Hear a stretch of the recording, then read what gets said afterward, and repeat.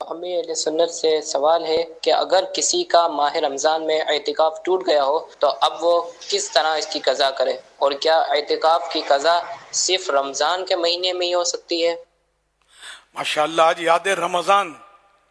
کا بھی ہے نا اجتماع میں، سبحان اللہ، معتکفین کو بھی دعوت دی جانے والی تھی، بلکہ دی گئی تھی دعوت، دی گئی ہے، اور ہاں الحمدللہ۔ کراچی سمیت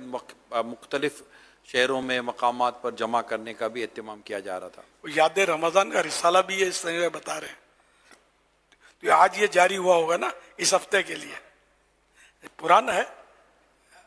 اچھا پچھلے اس کا، ماشاءاللہ۔ یوں یاد رمضان، سبحان اللہ۔ تو اعتکاف اگر کسی کا ٹوٹ گیا، رمضان شریف والا اعتکاف جو 10 دن کا کرتے ہیں، تو جس دن ٹوٹا تو وہ ایک ہی دن کا ٹوٹا، وہ ہے نا، اب لیکن وہ سنت اعتکاف اب وہ 10 دن رہا نہیں، تو اب اس ایک دن کے بدلے میں ایک دن کی قضا کرنی ہے، اور اس کا طریقہ رمضان ہی میں شرط نہیں ہے، جن دنوں میں، کیونکہ اس میں روزہ شرط ہے، تو جن دنوں میں روزہ رکھنا جائز نہیں ہے، 5 دن ہے جس میں روزہ رکھنا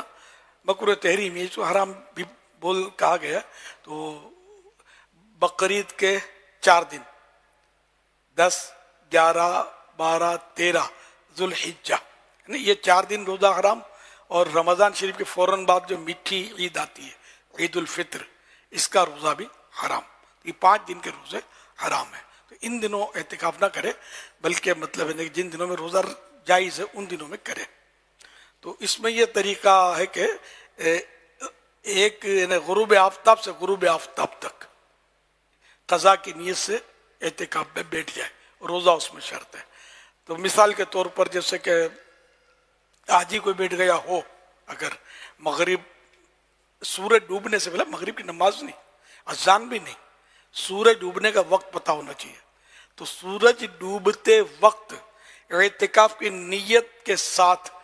مسجد میں حاضر ہو، اپنے قضاء اعتکاف کی نیت کے ساتھ، بھلے اذان 2-4 منٹ کے بعد ہی عام طور پہ ہوتی ہے، تو اذان بھی ہوگی بعد میں، لیکن وہ وقت شرط ہے اس میں۔ تو اب غروب آفتاب کے وقت وہ اعتکاف کی نیت سے، قضاء اعتکاف کی نیت سے مسجد میں ہے، اور اب آئندہ جب دن روزے میں گزار کر اب جو افطار کا ٹائم آئے گا، تو جیسے سورج غروب ہوا، اذان بھلے نہیں ہوئی، جیسے ہی سورج غروب ہوا، یہ قضاء اعتکاف اس کا پورا ہو گیا۔ واللہ تعالی اعلم ورسولہ اعلم، عز وجل صلی اللہ تعالی علیہ وآلہ وسلم۔ صلو علی الحبیب صلی اللہ علیہ وسلم۔